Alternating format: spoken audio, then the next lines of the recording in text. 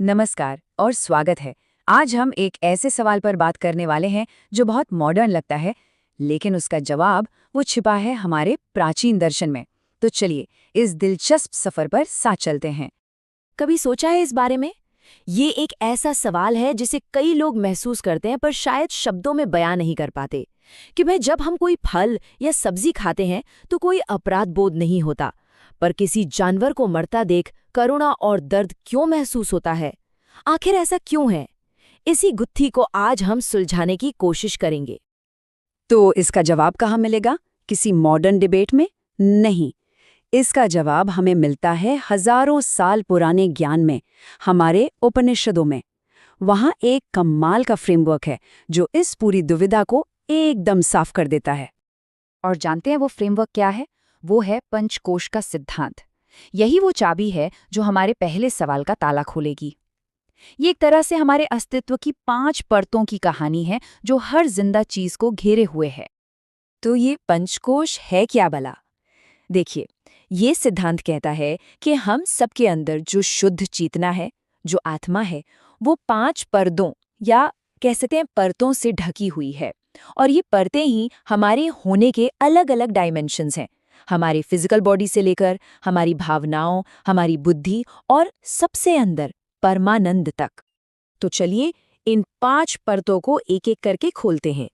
सबसे बाहर है अन्नमय कोश। अन्न यानी भोजन, ये हमारा फिजिकल शरीर है जो खाने पीने से चलता है। इसके ठीक नीचे है प्राणमय कोश। प्राण मतलब लाइफ फोर्स, हमारी सांसें, हमारी ऊर्जा। फिर और अंदर जाएं तो आता है मनोमय कोश। मन, ये हमारी भावनाओं, हमारे इमोशंस का घर है।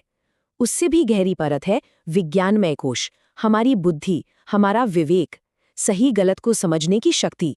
और इन सब के केंद्र में, सबसे अंदर, है आनंदमय कोश जो परमानंद की अवस्था है। ठीक है, तो अब ये 5 कोश हमारे दिमाग में हैं। अब लौटते हैं अपने असली सवाल पर, पौधे बनाम जानवर, और देखते हैं कि ये पंचकोश का फ्रेमवर्क इस पर कैसे लागू होता है। यहीं से असली बात समझ आनी शुरू होगी। सबसे पहले दोनों के फंडामेंटल नेचर में ही जमीन आसमान का फर्क है। ये बहुत दिलचस्प है। सोचिए, पौधों का स्वभाव क्या है? देना। वो फल देते हैं, फूल देते हैं, अनाज देते हैं ताकि दूसरे जी सकें। और जानवरों का स्वभाव?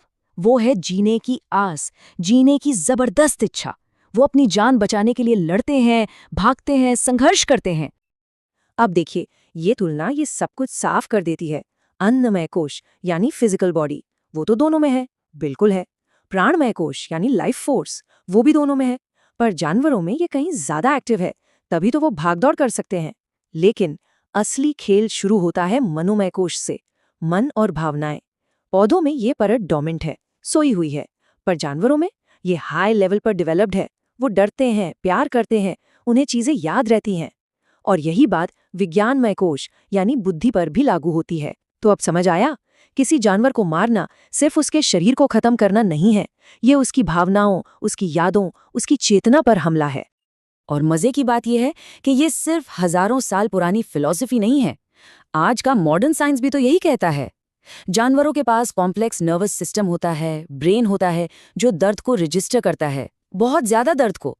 पौधों में ऐसा सिस्टम नहीं है। इसीलिए जब किसी जानवर को चोट लगती है तो वो चीखता है, वो भागता है, उसकी आंखों में हमें डर साफ साफ दिखता है। तो ये पूरी चर्चा हमें एक बहुत बड़े और गहरे सिद्धांत पर ले आती है, और वो है अहिंसा। देखते हैं कि ये सब अहिंसा के कॉन्सेप्ट से कैसे जुड़ता है। अहिंसा का मतलब हम अक्सर क्या समझते हैं? बस किसी को फिजिकली चोट ना पहुंचाना, है ना? लेकिन इसका असली मतलब इससे कहीं ज्यादा गहरा है। इसका मतलब है किसी के मनोमय कोश को चोट ना पहुंचाना, यानी किसी के मन और भावनाओं को दुख ना देना। तो जब किसी जानवर को डराया जाता है या मारा जाता है तो ये सीधा सीधा उसके मनोमय कोश पर हमला है। और यही तो असली हिंसा है। महात्मा गांधी ने इस बात को कितने सुंदर शब्दों में कहा था। उन्होंने कहा था कि किसी देश की महानता इस बात से नहीं मापी जाती कि उसकी इमारतें कितनी ऊंची हैं, बल्कि इस बात से कि वो अपने जानवरों के साथ कैसा बर्ताव करता है। मतलब समाज की असली परीक्षा इसी में है कि वो अपने से कमजोर जीवों के साथ कैसे पेश आता है। और ये सोच कोई नई नहीं है, ये हमारी परंपरा की जड़ों में है। आप किसी को भी देख लीजिए, भगवान बुद्ध, जिन्होंने सब पर करुणा करने को कहा, महावीर स्वामी, जिन्होंने कहा अहिंसा परमो धर्मः, संत तुकाराम, भगवान कृष्ण, कबीर, सबने एक ही बात दोहराई है, हर जीव में वही एक चेतना है, वही लाइफ फोर्स है, इसलिए सबका सम्मान करो, सबसे प्रेम करो। ठीक है, तो ये सारी बड़ी बड़ी बातें, दर्शन, अध्यात्म, इनका हमारी रोज की जिंदगी से क्या लेना देना, खास तौर पर हमारी खाने की थाली से।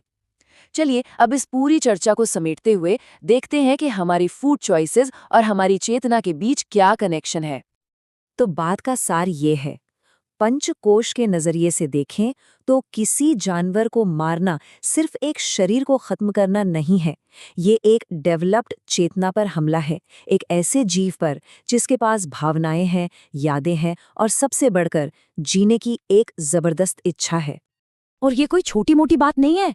दुनिया में हर रोज लाखों करोड़ों जानवरों को खाने के लिए मार दिया जाता है। जरा सोच कर देखिए, उनके मनोमय कोश में, उनके मन में उस वक्त कितना ज्यादा डर और दर्द होता होगा। ये एक ऐसी हकीकत है जिससे हम मुंह नहीं मोड़ सकते। तो आखिर में ये पूरा विश्लेषण हमें क्या सिखाता है? यही कि हम क्या खाते हैं ये सिर्फ न्यूट्रिशन या टेस्ट का सवाल नहीं है। ये सवाल इस बात का है कि हम एक इंसान के तौर पर कौन हैं और कौन बनना चाहते हैं। हमारे फूड चॉइसेस हमारी करुणा से, हमारी आध्यात्मिक ग्रोथ से सीधे सीधे जुड़े हुए हैं। तो मैं इस पूरी चर्चा को एक आखिरी सवाल पर छोड़ना चाहूंगा। क्या हमारा आहार हमारी चेतना को परिभाषित करता है? अगर ये सच है कि जो हम खाते हैं वो सिर्फ हमारे शरीर को नहीं बल्कि हमारी चेतना को भी बनाता है, तो फिर हमारी प्लेट में जो खाना है वो हमारे बारे में क्या कहानी कह रहा है? सोचिएगा जरूर।